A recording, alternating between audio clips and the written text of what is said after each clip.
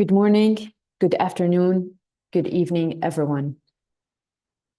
It is an honor to welcome you all to our first Bulletin Dove panel session of 2025, dedicated to the gendered impact of conflict in Palestine. Your participation is a dedication to justice, empowerment,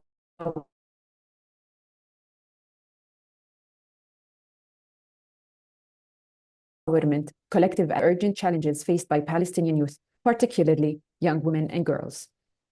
I extend my deepest appreciation to our esteemed panelists for being here today amid great challenges. Each of these incredible women bring their experience, expertise, and knowledge to this important discussion. Their voices have been and continue to be critical in shedding light on the challenges faced by young women and girls in Palestine, as well as in shaping pathways toward resilience, empowerment, and justice. Allow me to also acknowledge the resilience and courage of young people living through conflict, especially young women and girls who continue to dream, aspire, and advocate for a better future despite the unimaginable challenges. Today, we come together not only to shed light on these realities, but also to amplify the voices that are too often unheard and work towards meaningful advocacy and change. Let this session be a space of truth, solidarity, and commitment, one that fosters dialogue, deepens understanding, and drives forward advocacy efforts that center the needs, experiences, and leadership of young Palestinian women and girls. Please note that live interpretation is available in 3 languages: Arabic, French, and Spanish, so we guarantee everyone is fully engaged in this discussion. Please note that the interpretation and translated captions are shown below in the bar. You can find the interpretation by using the world sign, or you can go to more, use interpretation, and choose the preferred language in English, Arabic, French, or Spanish. Click the interpretation in the menu controls, select the language you want to hear. If you want to only hear the interpreted language, click mute original audio. As for the AI translated captions, it is available in 35 languages. You can go to more, press on CC captions at the bottom of your screen, turn translation on, and choose the language you will speak in and would like to read the captions in. Please remember that we are trying to hold a safe space for the participants. So it would be great if we can be mindful of the emotions in the room and do not interrupt someone when they are speaking. Please stay on mute unless you are requested to speak. Please have all views shared. Disrespecting speakers or audience member will lead to your removal from the session. Please come with an open mind and willingness to learn. And please post any questions to the speakers in the Q&A section of the meeting. However, as this is a listening session, the Q&A will be limited. If asking a question, please use inclusive language, considering how your words might be interpreted by diverse audiences and participants. And finally, please turn off camera if you don't wish to be recorded. Please join me in warmly welcoming our panelists and beginning today's session. We have with us today Yara Thouqan from Nablus, Enas Ikhlawi from Hebron, and Muna Abushaban from Gaza. We will hear first from Yara Thouqan. Yara, please share with us the critical impact of the recent conflict on the mental health of Palestinian youth and share your experience with us. The floor is yours. Hello, everyone. It's a pleasure to be here today.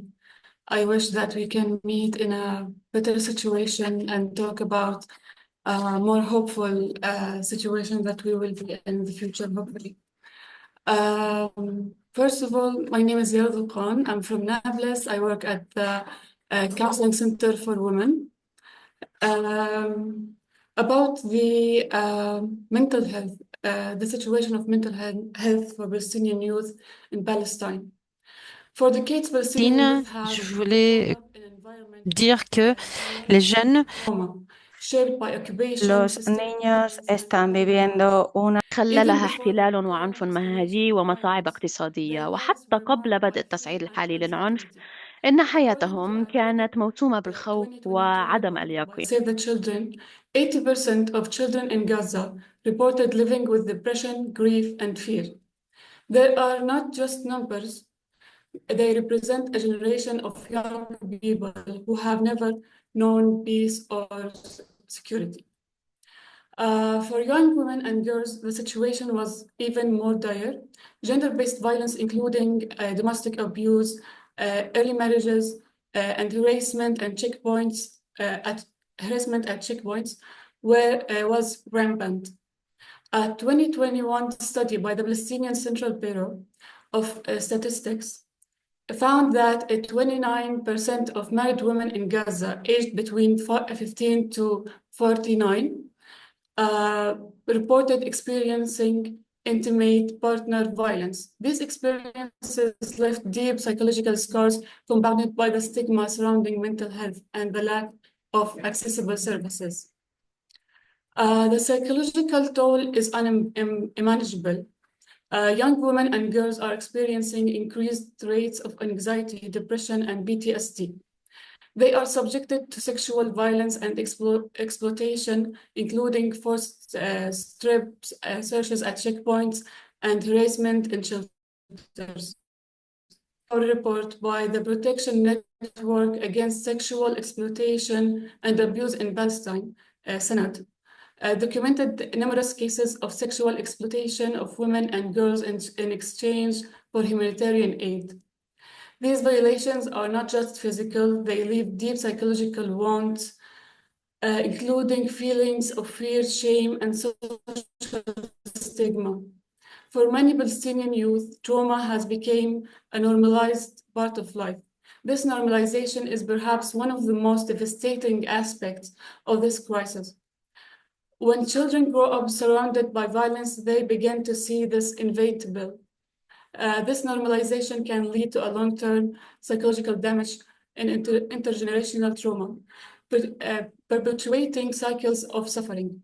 The international community cannot remain silent in the face of this crisis. Immediate action is needed to provide mental health support, protect vulnerable populations, and address the root causes of this suffering. Among the most egregious violations recently documented through our work with the Protection Network against sexual exploitation and abuse in Palestine is the sexual exploitation of women and girls in exchange of humanitarian aid and relief, a stark example of how desperation and systemic failure combat trauma. Organizations like us, PSCCW, in partnership with network members, are working tirelessly to combat these atrocities through interventions that include documenting violations, monitoring cases of violence across the West Bank and Gaza, and running awareness campaigns. The mental health,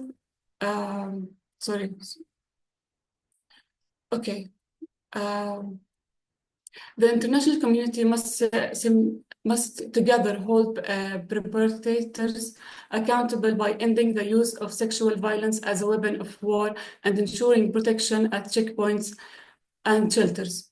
Yet, even these crucial steps cannot stand alone. We must confront the root causes by ending the occupation, lifting the blockade on Gaza, and securing Palestinians' fundamental rights to education, employment, and a future free from violence and right to decide.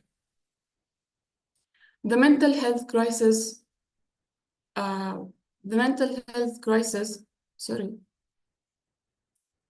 The mental health crisis among Palestinian youth is not just a Palestinian issue. It is a global humanitarian issue.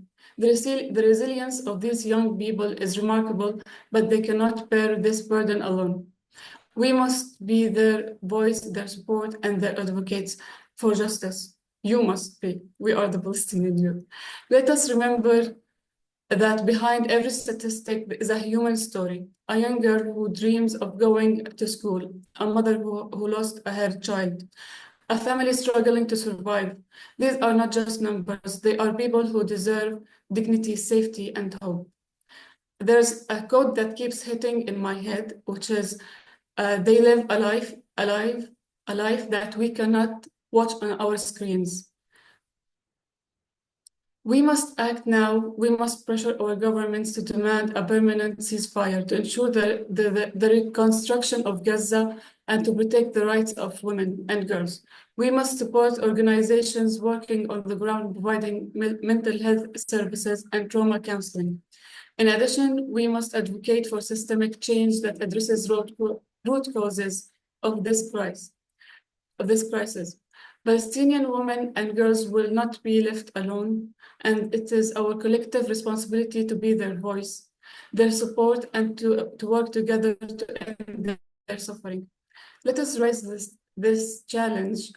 Let us stand with Palestinian youth, and not just in words, but also in actions. Let us work together and build a future where they can live in peace and security and dignity for once. Thank you. Thank you, Yara, for sharing those important facts. What is happening now, whether it is in Gaza or in the West Bank, it's truly affecting our mental health, not only the youth, but also the children and the babies. And it is indeed will affect the intergenerational trauma and will have more cases in this regards. So it's really important for your organization to continue providing the services that is doing in the ground. And we wish for an international solidarity to pursue a just world and continue with our work to amplify the voices of the youth. Next, we will hear from Muna about her personal story and the experiences of young people living under the ongoing crisis in Gaza. She will share with us the challenges she faced and the roles she has taken in this critical time. Please, Muna, the floor is yours. Thank you so much for guesting me today. Hello, everyone. I am Muna Abushaban from Palestine, Gaza. 21 years old, a dental student, and a girl trying to just get rid of the genocide living in. I'm not here today just to talk about my story, but the story of every Gazan girl that's still living in a really hard situation. Before the genocide started, I had dreams and led the typical life. I was involved in community services initiatives, eager to contribute the positive changes I wish to see in my country. I focused intently into my dentistry studies, striving to make my family proud. However, life took an unexpected turn. Since the genocide started, everything has been defined by fear. The fear of being killed, the fear of losing our homes, the fear of being forced off our lands.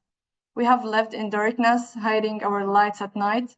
Even screaming from pain became dangerous. It could mean being targeted.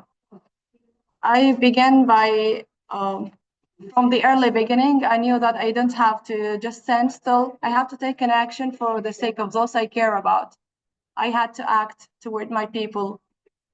I began my volunteering in a shelter center in my neighborhood, helping displaced families arriving from north, with most employees fleeing south or displacing to the south. As you know, it was really hard to displace from your area to the southern area. There were too few people left to help.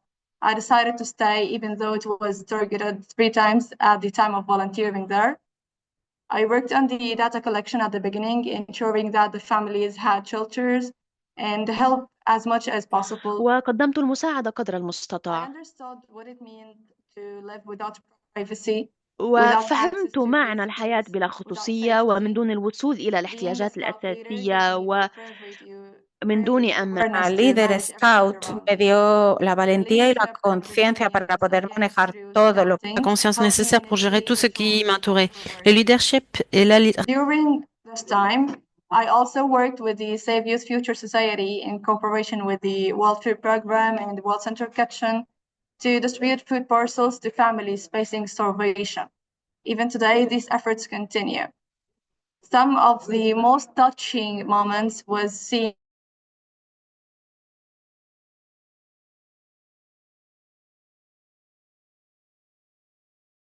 only this, but engaging to non-formal education initiatives, helping those kids who left behind without schools, was one of the most important programs I have been part of. With specialized teachers, with patient students, and whoever who were actively joining us, word from the enormous amount of activities we gave to them. But my role didn't stop at humanitarian aid. As a media presenter as well, I worked with global organizations like Human Appeal and other charitable groups, raising funds and showing the reality of life in Gaza during the genocide. Presenting this work to the world wasn't easy. Balancing the painful truth with the hope for change was a great responsibility. At the same time, I was underground, running between the displacement camps and destroyed homes, offering hot meals and pure drinking water to those in need. It was a journey filled with exhaustion and danger, but it was also the least thing we can do to help our people. Beyond the destruction and starvation, this genocide has placed an unbearable weight on the women and young girls. I have seen mothers standing in endless lines just to get food for their children, forced to make heartbreaking choices about who eats first. I have met young girls struggling to find basic hygiene essentials, left without access to sanitary products, showers, or even a private place to sleep. Seeing literally kids standing on the line to fill the empty gallons of pure water, while those had to be in schools learning ABC. But what struck me the most was how women became the backbone of survival. With so many fathers lost, missing, or unable to provide, mothers became both parents at once, carrying the weight of their entire families on their shoulders. And all sisters too stepped up, becoming the caretakers, protectors, and providers for their young siblings. I saw them gathering wood to cook meals, standing in long queues to secure food, and doing everything in their power to shield their families from the horrors surrounding them. These moments were heartbreaking, yet deeply inspiring. The strength of these women changed the course of survival for their families. In the midst of the tragedy, they proved that resilience is not just about enduring hardships, it's about raising above it. Through all of this, I refused to let go of my education as well. With my university distracted and with the non-stable internet, I walked miles to find a connection, determined not to miss my studies. At times, I feared I was falling behind, but now I realize that we're never truly late. We are simply walking at the pace of destiny. To those who feel like they are losing hope, I say your journey is not over. You are stronger than circumstances that surround you. Before I end, I want to express my deepest gratitude to every brave voice who has spoken up for Gaza, to every generous donor who has stood with us, to every helping hand that hasn't hesitated to provide relief. Your support has meant survival for so many, and I hope that you continue because our suffering hasn't ended yet. Sadly, we had the genocide back again after ceasefire being announced. We still don't know what will happen next, but what I know that we will keep helping and standing with our people as much as possible. Despite everything, I stand here today not just as a survivor from an ongoing genocide, but as a believer in change. No matter how dark it gets, hope is still alive. Thank you.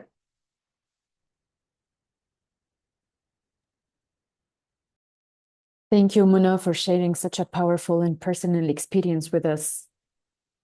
Your words mark the urgent need for international solidarity and support. And I wish that the youthful spirit continue to be this positive, even though the challenges that we are all going through is not easy. So, yeah, please stay safe. Thank you.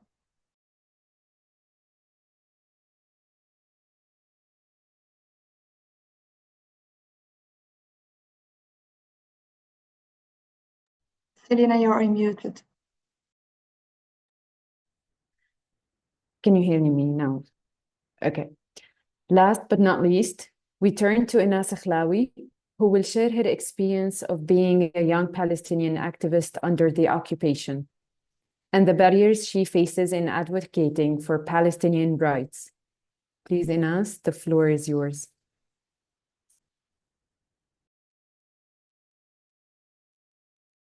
مرحبا، بأمل إنكم تكونوا جميعا بخير. إيناس Doing إخلاوي fine. فلسطينية الهوية My name والعيش. is Enas Ikhlawi. I am Palestinian, born and raised in Palestine.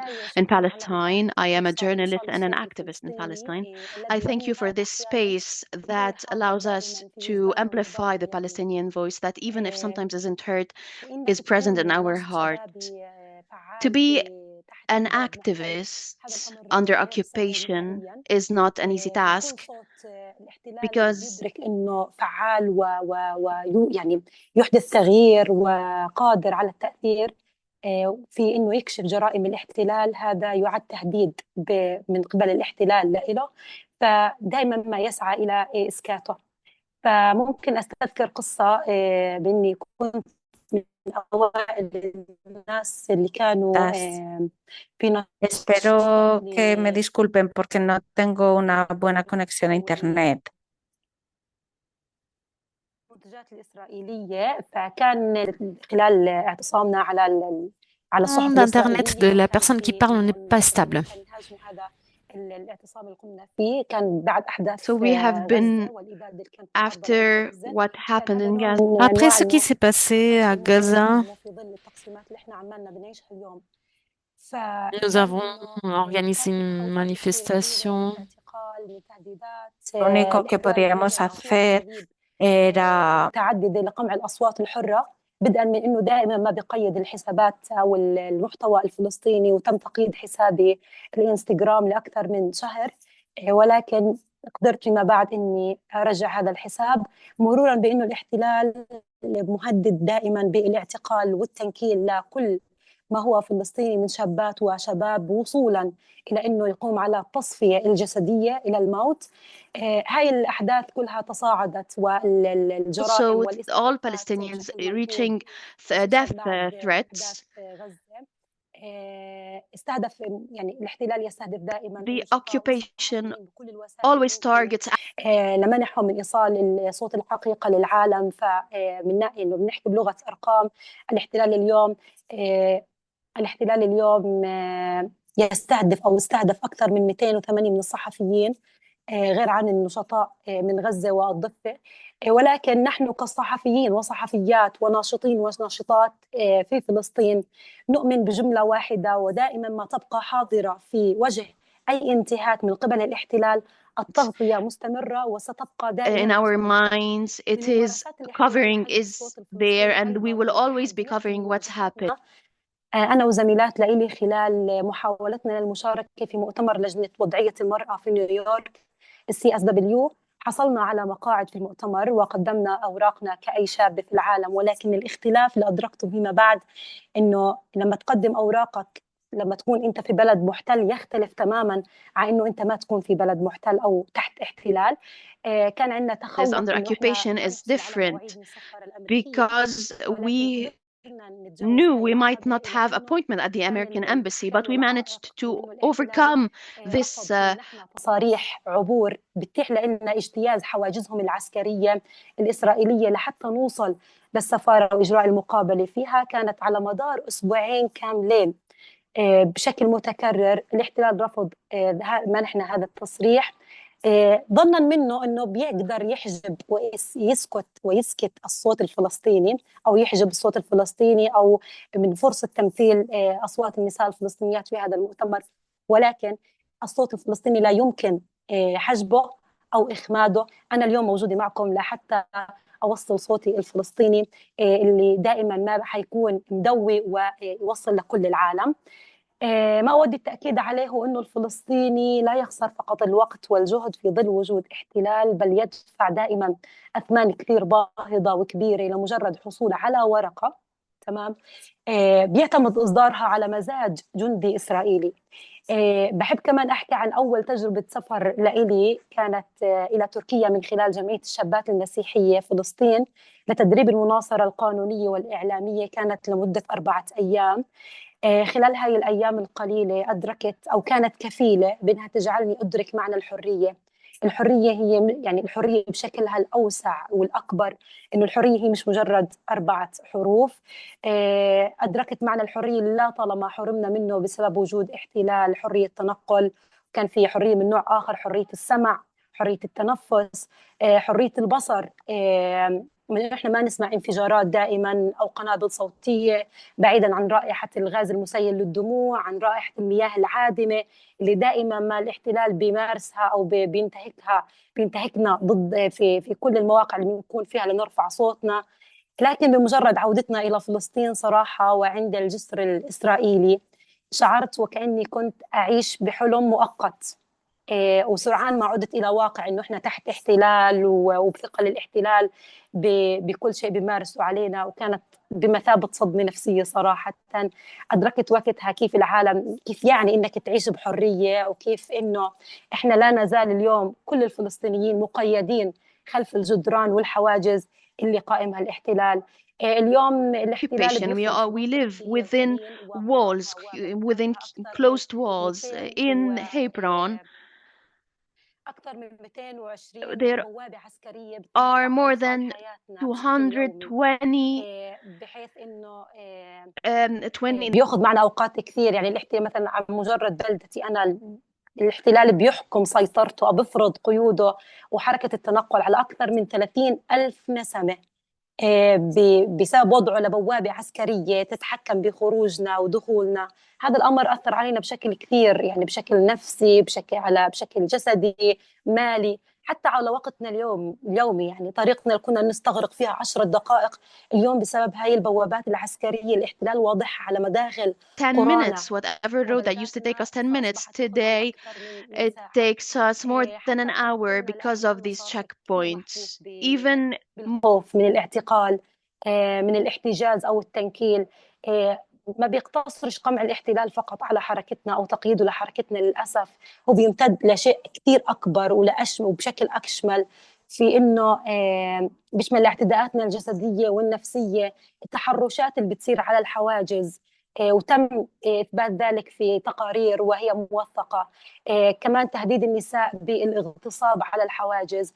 الاحتلال بينتهك خصوصية كل فلسطيني وفلسطينية اليوم على الحواجز بأنه بتفتيشه لجوالاتنا وهواتفنا المتنقلة، يعني وكل شيء لا يعجبه داخل هذا الجوال أو الهاتف يتم تنكيل بنا على الحواجز، بيتم احتجازنا وتعرضنا للضرب المبرح أمام الجميع. أيضا إذا الاحتلال شاهد بأنه أنت ترتدي الإسوارة تدلل على فلسطين أو قلادة علم فلسطين، فأنت معرض أيضا للتنكيل بك على الحواجز، معرض للاعتقال. وسبق وكانت تجربة لزميلة لإلي تم تعرضها لضرب مبرح لمدة أكثر من ساعة لأنها كانت ترتدي قلادة لخريطة فلسطين. وصدقا يعني إنه من فترة كمان كنت أتمعن في واقعنا كفلسطينيين وأتأمل حجم الجرائم والانتهاكات اللي بيمارسها الاحتلال بحق كل فئات المجتمع دون استثناء. لأجد بأنه الاحتلال بيمارس علينا يمكن تسميته، أو ما بعرف يعني هذا رأيي، ما يمكن تسميته بجندرية احتلالية. الاحتلال اليوم بيستهدف كل فئات المجتمع الفلسطيني، ما بيميز بين طفل وامرأة، بين شاب وشيخ، الجميع مستهدف، الجميع ملاحق، الجميع تحت النار. الاحتلال لا يرى من الفلسطيني سوى أنه هدف، والاحتلال يعني أثبت صدقا أنه هو منظومة قمع ما بتعترف بأي استثناءات، هي بتسحق الجميع بوحشية، ما بتعرف إلا لغة البطش والدم. وبحب يعني أحكي عن قصة الطفلة المقدسية تقى الغزاوي، عمرها 13 عام، اليوم هي بحبس منزلي ومبعدة لمدة أكثر من شهر عن عائلتها لمجرد إنها رسمت علم فلسطين داخل أسوار مدرستها، وتم تصنيف هذا الشيء من قبل الاحتلال بأنه تحريض. فحرم الطفلة من عائلتها، حرمها من مدرستها، حرمها من إنها تلتقي بصديقاتها وأصدقائها. في نهاية حديثي بحب أحكي إنه بالرغم من كل ما نواجهه من حصار وقيود والحرمان من أبسط الحقوق، إلا إنه إحنا بنحب فلسطين، بنحبها بكل ما فيها، لأنه إحنا بنؤمن بعدالة قضيتنا، وإحنا انخلقنا فيها وأولادها، إحنا أولاد الأرض، لحتى نقاوم، لنعيش، لنكون قويات وقادرات وصامدات على هاي الأرض. وهاي الأرض لا تتسع لهويتين، إما نحن أو نحن، ولن نتخلى عنها أبدا. وشكرا.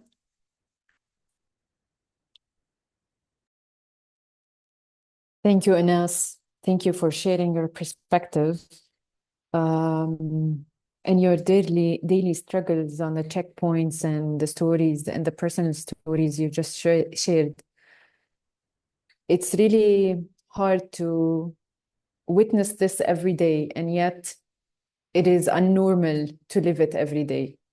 It requires a lot of strength. It requires a lot of patience. It requires a lot of يوميا. هي تتطلب صبرا وتتطلب that we are still إيمانا here to بأننا talk ما about زلنا our هنا من rights أجل and التحدث عن حقوق. share our stories with everyone and talk about our case in the best way that we think that our rights should be maintained, that international laws should be implemented, and so on. The insights, stories, and expertise shared today are valuable. Now, let's hear from you, our audience. If you have any questions, please submit your questions in the chat box. If you have any questions, we will only take 2 to 3 questions.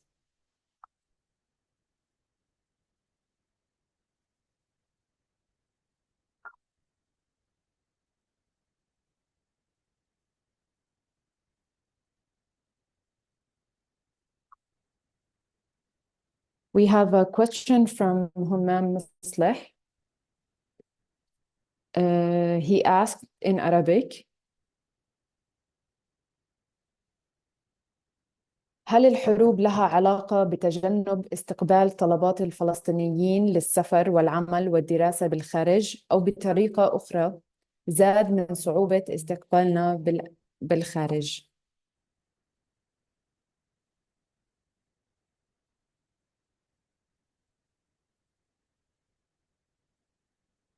إيناس، تقدري تجاوبي على هذا السؤال؟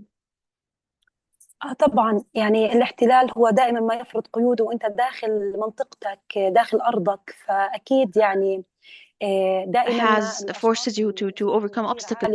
وشايفين انهم محدثين تاثير. عند اول تجربه سفر لهم دائما بيتم اعلامهم بانهم مرفوضين من السفر، وكثير في حالات واعداد من الفلسطينيين يتم رفضهم للسفر للخارج او حتى للتعليم، او ربما لاي يعني لرحله او تعليم، او حتى يعني اي شيء بيستدعي انه يكون بالخارج، دائما ما بيصير تم فيه له رفض. الفلسطيني مقيد سواء في بلده او حتى خارج بلده. Thank you, Enas. Yara, can you please share with us the daily life for Palestinians who live with mental issues, and how is it for them? How they can get the services in Palestine? What are the main challenges and so on? situation, the mental health situation in Palestine it's something like it's like you are living in Palestine right now. A few meters away from me, there will be an invasion for the city, and people are being shot at, and people are being beaten, and me in my office working my laptop and just not minding anything around me because there's a lot of things that I need to achieve, and there's a lot of work I need to have it done by the end of the day. And that's what happened last week when they were displacing people at Al Ain camp, refugee camp. Everything around the camp is going okay, but the camp is all the people are being displaced. It led us to a situation where we feel we feel the anxiety and we are compassionate with the people who are living these things, but at the end of the day, I need to continue my life because it's a daily routine. It became a نفهم daily الذين routine يعانون من هذه المشاكل ولكن life. Puisque cela This is not a normal devient une and that's what I routine mentioned about normalization normale of what we live, the normalization of sobrellevarlo trauma that we are y experiencing. avanzar. Y esto es lo And que yo me this is refería. very dangerous because they are like giving us it's like they are putting us on a sleep mood that we don't feel what they are doing to us, but we are processing with our lives. But the services that are that we need to provide in Palestine for mental health, the problem is that we don't have a clear data in Palestine about, for example, displaced people, prison people, people who are who were under violations by the Israeli occupation. We don't have such data because the events are happening very quickly and we are trying to cope with it. But we cannot really go to displaced people from Jenin camp, for example. And I want to sit with her and tell her to relax and to follow all the mental health protocols that we follow normally with anyone in our work. She cannot explain herself from the reality that she is living, because she needs to find a house to live at. She needs to provide her children with food. Her children stopped going to school, so they have no schools to go to because they usually go to the UNRWA schools, and now they are in a totally different place from the camp, and there's no UNRWA schools that can have them in it. And this is a major issue, is that we need to develop protocols and things. The only thing that we can provide right now is the emergency التدخل النفسي الطارئ. I can't remember it in English. That's the only thing that we can provide right now, and provide them with cash assistance, vouchers, and food vouchers, and things like that. This is a huge issue that we need to talk about, is that who is responsible for these people after they are being displaced and having nothing of what they used to have before this whole situation. Who's responsible to give them a shelter and food and education and all these things? After we solve these things, we can really go to the mental health and the healing process of the trauma. But there's another main problem in Palestine. The trauma is ongoing, like it never stopped since Nakba till today. It's an ongoing trauma for the Palestinians. So that's what I have about your question. Is there anything that I didn't cover you want me to do? Yes, I just want to have a follow-up question. How about the women who face or have been sexually exploited? Are there any organization in Palestine that focus on supporting these women, or is it just in terms of prevention? Okay, so there's a group, there's a network for local NGOs in Palestine. It's called Sanad, and I mentioned in my speech before. Sanad, we follow as this network follows a process to protect women from such events, and whoever, like, if there's a case reported to us that there's such an event, there's a process that we need to follow. Sometimes we represent these women in courts. There's a protocol that our psychologists follow with these with the victims. That's the main thing that we do. And Sanad is a very large network now in Palestine, and it's supported by a lot of donors now. But I think that we need to develop more on this network. Thank you, Yara. Enas, the next question is for you. As an activist who is part of an NGOs and part of international movement, what steps are we taking to protect women? And are the legislations strong enough to implement it locally? Please share your experience with us. طبعا من خلال نشاطنا مع عدد من المؤسسات الموجودة عندنا بفلسطين، من ضمنها جمعية الشابات المسيحية في فلسطين ومشاركتنا في مشروع نون التغيير.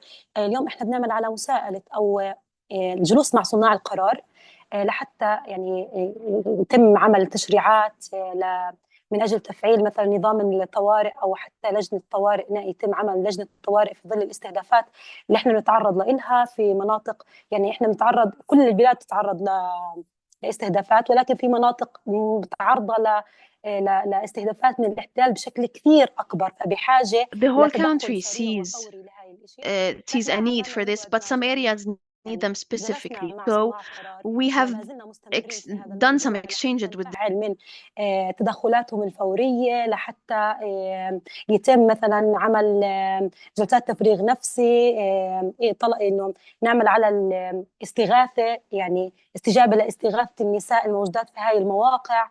برضو عملنا مبادرات، حملات توعية كذلك الأمر، وتم مساندتهم بهذا الجانب من مختلف المؤسسات الموجودة اللي احنا عمالنا نشتغل فيها.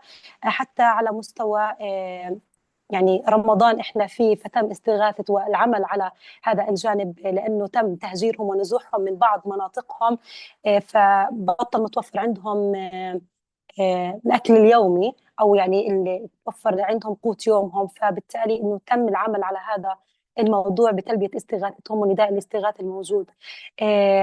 عملنا أيضا على ممكن إنه إحنا نوصل صوتنا من خلال نعمل مبادرات مثل إعلاء صوت الفلسطينيين، نوجه رسائل شو الانتهاكات اللي تعرض لهم، القصص، نكتب القصص الموجودة عندهم ونطلعها وننشرها من خلال مواقعنا التواصل الاجتماعي، لأن احنا بنعرف إنه اليوم مواقع التواصل الاجتماعي كثير قادرة على أنها توصل الصوت الفلسطيني. كمان من خلال منشورات دعم لهم، نوصل رسائل لهم كتحفيز، يعني أو ممكن تعزيز صمود، مع إنه الوضع لا يسمح، إنه مع الوضع كثير صعب، ولكن بنحاول إنه نكون يعني يد واحدة في هذا الجانب لمواجهة الاحتلال.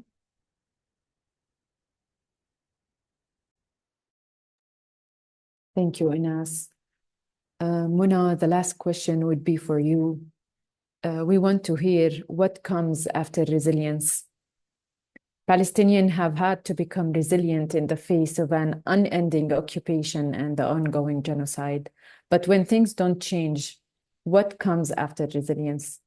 What is it like? Okay.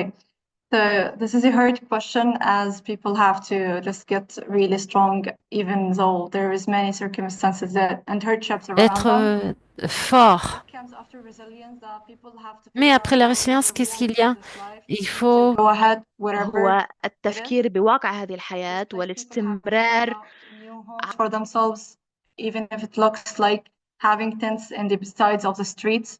This is what is going now in Gaza and in Palestine as well. I believe that many of the shelter centers are being opened, and they have to take even a class at a school just to cover from cold winter or hot summer, for instance.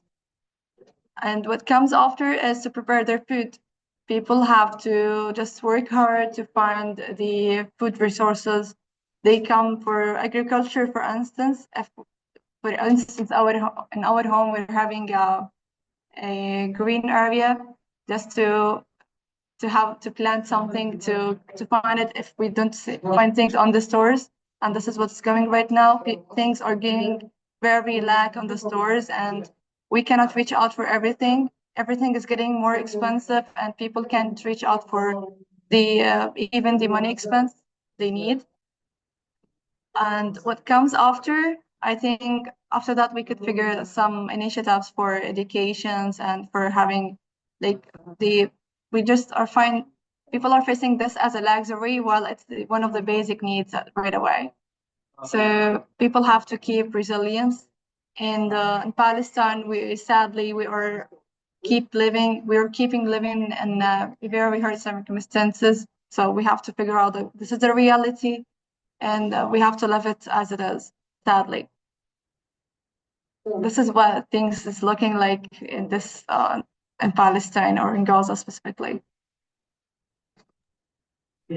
Yes, thank you, Muna. So people are trying to survive the current situation, and the days are really passing by really heavy on everyone. So we appreciate your inputs, Muna. Last questions for all of our panelists. Please give us one lesson that you come up with during or experiencing the last year, that you came to realization that this is the most important lesson in living such challenges and ongoing violence.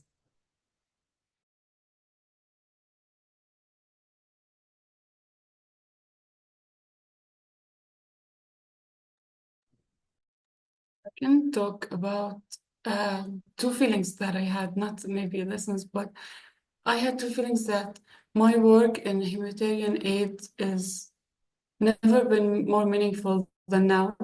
Like now I feel I see the purpose of what I do, and it keeps me more motivated to give my people more and more. Another thing that I've learned that I don't want to leave Palestine. I know, I really, we always say that I want to travel abroad and have a better life chances. And now we're in such situation. I don't want to leave Palestine. I want to stay in my land, at my home, and I refuse anything against that. So that's what I wanted to say. كل ما كنت أود أن أقوله. أنا بدي أحكي إنه الدرس اللي تعلمته بأكد على الكلام اللي حكته يارا. دائما ما كنا ننسأل بالفترات الأخيرة I just want to say إنه بدك تهاجر أو إنه رح تترك البلد، فدائما جوابي كان لا. يعني كل محاولات الاحتلال وانتهاكاته وسياسته because of the occupation and because of everything what happens.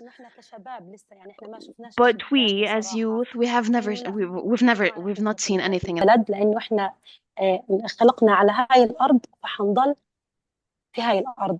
وكمان شغلة تعلمت بأنه الخوف اللي دائما الاحتلال بيزرعه داخلنا زي ما حكيت بالحواجز اللي بيفرضها، بانتهاكاته، بقمعه، بهجمة الاعتقالات الشرسة بحق الشابات الفلسطينيات، هذا بالفترات الأخيرة تولد أو تترجم للغة الخوف، تحول لقوة، إنه إحنا مش خايفين نحن صامدين على هاي الأرض ولن نتخلى عنها أبدا. Thank you, Enas. From my side, I would like to ensure what Enas and Yara said. We would not leave our land as we have resisted for so long, and it would be a bit hard to leave it without having the good days that is coming, inshallah. And from my side, I believe that we have to live the present as it is, with no fear of the future. What comes for, don't just get fear of what you're going to have on the next stages. Just focus on things you are having right away, because everything will be going smoothly. And I believe that God have His own plans for us. Don't give up, and this is the most important thing. You have to keep working hard for what you really want and what you are working on. You have to work hard to get what you need, and never think that you are alone. Everybody's supporting you, and keep believing in yourself. That's it from my side. Thank you, Mona. Lastly, I want to share my experience as a Palestinian works in YWCA of Palestine and as a board member with the World YWCA. It's been a journey that I am proud of. A lot of our work centered ونسبة كبيرة من عملنا تركز على دعم أصوات Des femmes aussi. Et il y a eu beaucoup de déclarations. Ha habido mucho estigma, provide international solidarity to amplify the voices of Palestinian young women and women.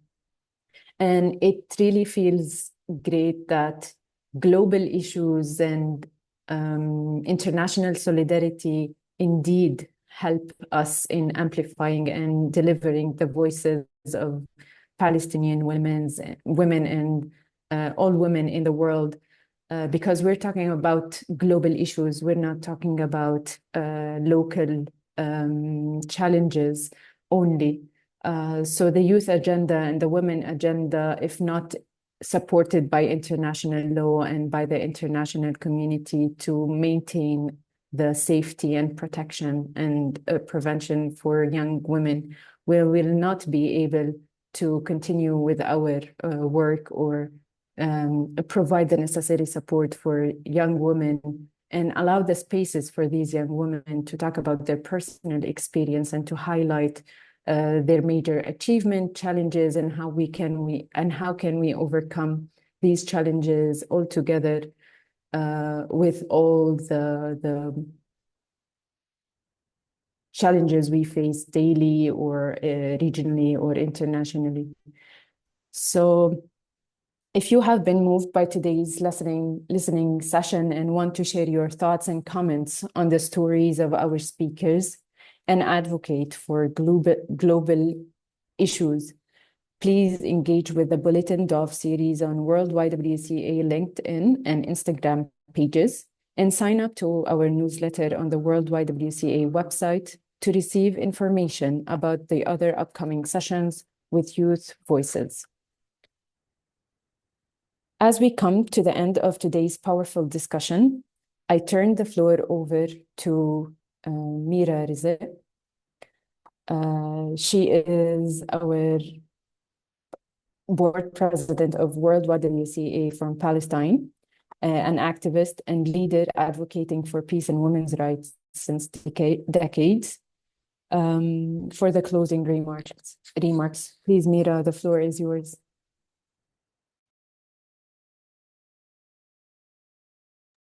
Thank you, Selina. Let me say just few words in Arabic. شكرا سيلينا. اسمحوا لي أن أقول على the جرأتكم women على for their بالعمل اللي بتعملوه don't give up. هذا أهم شيء. I want to thank you for your resilience, for your steadfastness, for your commitment. وعلى التزامكن. It is really very reassuring to see the young women like you. ومن المطمئن أن نرى الفتيات الشابات Des jeunes femmes comme vous ainsi que d'autres and globally están luchando por passionate and so committed to justice. This is the only way out for us. We need to realize that without justice, there can be no peace, whether locally or globally. And it is not an option. It is not something, on the periphery or on the side. It is something core to everyday's life that we need to continue to work for justice. Violence, what also turned my attention, by the way, is the title of this webinar, which is the gendered impact of conflict in Gaza. This is not a conflict, it's a genocide.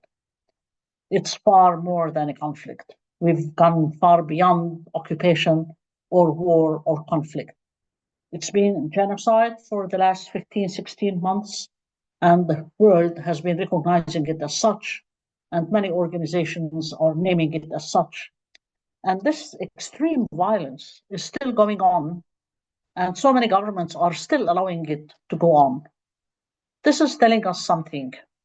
It's telling us that we, as civil society, and we as women, still have a long way to go to be able to combat violence, to be able to stop it, to be able to reverse and create a world where peace and harmony prevail. There is a lot we need to do. We need to ask ourselves as women, and you as young women, what is it that you've been doing right or maybe wrong or maybe not enough? I think we are at a stage now where maybe we need to change our strategy. Maybe we need to do something differently. Maybe we need to become, more powerful. There are so many questions, that we need to address. But the most important thing is we cannot be silent. And we cannot just, live as if nothing is happening. For us, of course, it affects us in every way. We can't afford it. But for the rest of the world, I'm saying, Gaza is not something out there, just on the periphery. And it is something you need to care about very deeply, because what is happening in Gaza today could happen in somewhere else tomorrow or after tomorrow. This violence has to stop. And it's not just Gaza.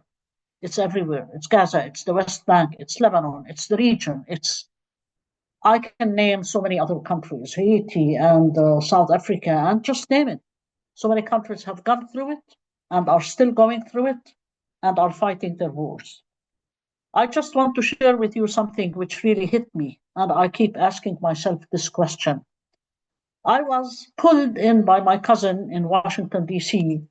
to visit the Holocaust Museum. And what struck me most is when you finish this tour, you come into a hall, open hall, and then there is a big dome. And there are all these writings from the different presidents of the US. And one of the presidents, Mr. Clinton, said, it is our responsibility as governments to make sure that the Holocaust is not repeated. But here we are. Not only it is repeated, but it's repeated in much more vicious and extreme ways. And the question becomes, why is the world allowing it? And you as president and your government is still allowing it. What we're witnessing today is telling us that there is so much more to do. I also want to say that this genocide and this violence, as you said, is affecting us in very, very special ways as women. It's affecting the whole society, of course. But as women, we even suffer more. We suffer more because not only do we suffer personally, but we carry the burden of the whole family, our children, the husbands, the sons, everyone who is suffering around us. It ends up that the women have to carry that load. It is the women who have to provide the support. It's assumed that she can do it, and she should be able to do it when she herself is suffering. So you young women will be facing this, and you are facing this. And I know you will need strength to be able to do it. But let me also share with you some good news, which is You can get your strength by being together from each other, by working collectively.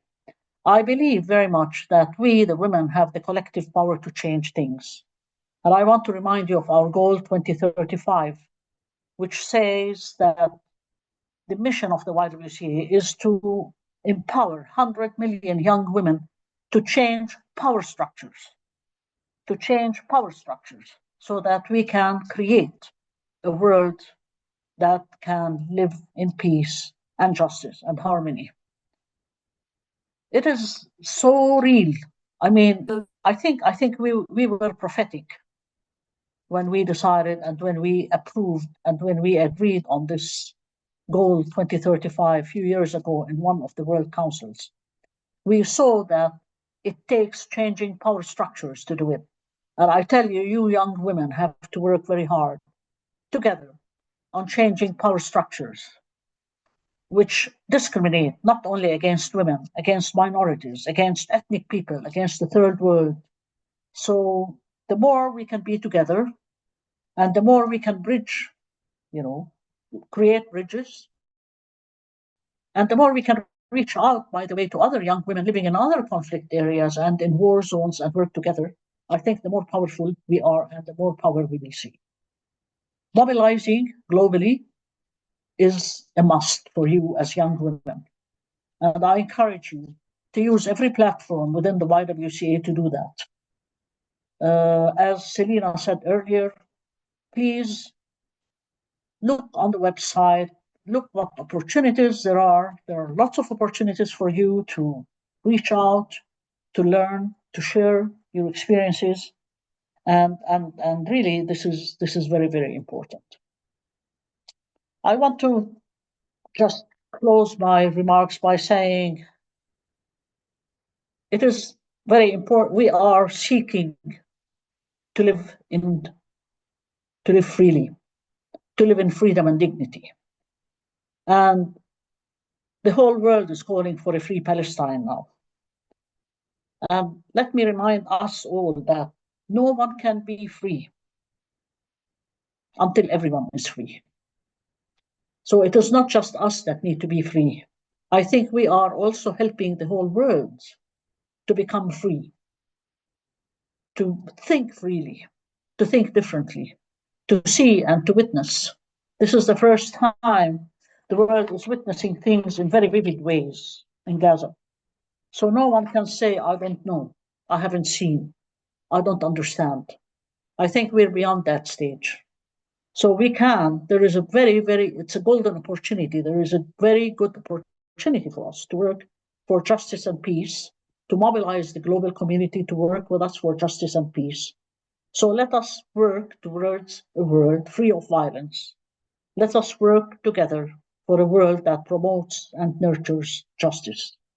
And to be able to do that, we need to bring all the perpetrators of injustice and violence to make them accountable. And this is something we have the power to do as civil society. We can continue to pressure, we can continue to work with organizations, human rights organizations, networks, and others to do that. And as I said before, the YWCA is that platform. We have been working on justice issues for many, many, many years. And we will continue to work, I hope, for justice issues for many, many years to come. So thank you again for your courage, your boldness, your willingness to share. I know it's not easy emotionally for you to be sharing what you go through, what you're living through. So thank you. Really thank you. أنا عايشته معكم يعني. كليتنا عايشينه. أنا بالقدس يمكن عايشة قضايا شوي بتختلف، بس كمان القدس هي محور الصراع اليوم. والضفة كمان محور صراع. وغزة محور صراع آخر. والإقليم كله محور صراع. فإن شاء الله بنقدر نضل مع بعض، نشتغل مع بعض بتضامن وبإيمان إنه الحق يسود بالنهاية. الظلم مستحيل إنه يسود، مستحيل إنه يكمل. أنا من الناس اللي بآمن إنه كل ظلم وإله نهاية، وشفنا هذا بالتاريخ. شفنا كتير عصور ظالمة وأحكام ظالمة وانتهت. واليوم يعني يمكن حربنا شوي كبير وأكبر، لأنه اللي عم نشوفه بالعالم إشي ما شفناهوش ولا مرة، وهذا بتطلب منا طاقة أكبر ويمكن عمل أكبر. بس أنا دائما في عندي مقولة مشهورة فيها أنا، إنه بقول keep hope alive. دائما بأي إشي بحكيه دائما بقول لا تفقدوا الأمل. keep hope alive, because it's only with hope that we can continue to struggle. It's only with hope that we can keep our strength and resilience. And if we can keep our strength and resilience, I can guarantee you that we will see justice, we will see freedom one day. Thank you again, and thanks for the organizers. Thank you, Selina, كمان مرة, for your facilitation. Thank you, Yara, Enas, Muna. You touched us in very deep ways. Your sharing has been very, very valuable and meaningful. And I hope that this series will continue to offer platforms for young women to express their frustrations, their vision, their hopes, their experiences. This is extremely important. This is who we are as a YWCA. We are a global movement of women, remember, and we are here to support you. So thank you very much for this seminar. Thank you for everyone who has participated. Thank you for the people who are listening to us. And inshallah, one day we will see a free world, not just a free Palestine, but a free world, because there are so many other places, by the way, that need to be freed today. And we need to reinstitute the human rights all over the world. Thank you very much. شكرا للجميع. Thank you, everyone. I think we're ending the session right now. Thank you so much. We'll see you in next series. Bye. Thank you, everyone.